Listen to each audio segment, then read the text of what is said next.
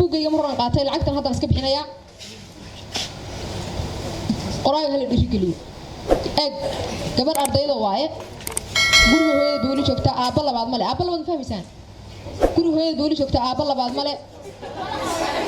aabba labaad ma taqaaniin miya soo waaye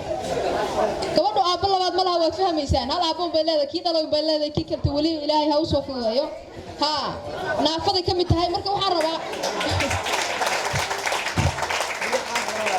gabadha buugeeda intaa fiir intuu leeyahay inaga ka tira badan fadlan waan idin barayaa in inaga ka tira badan aynu dhiiri gelino Safiya waa gabar yar waa gabar jaamacad dhigato wali jaamacad ku guda jirta waa gabar wali gurigooda joogta saan idin sheegay aabba labaad aan hayno naafada kamid ah buugeeda hala qaato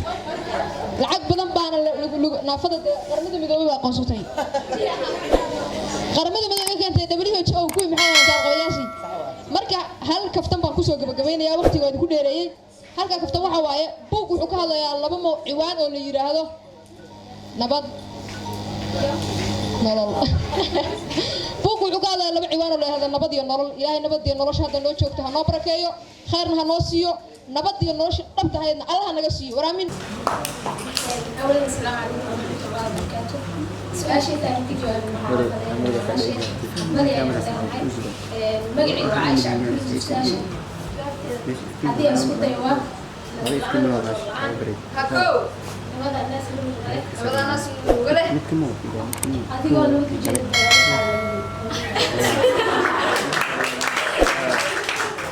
سؤال تقولوا بس هذا زمان كان الله يسمعه هذا هو هذا الشعبية لا بابا هبار الرقية الرحاب رشد هكسي عجيبسن قروح ذا مقع كحردن هلينكا هرمركا مقعني وحويان طبعا مقع المسكحة هذا كيكين تيبا ومقع سكلا لسوحي تيبا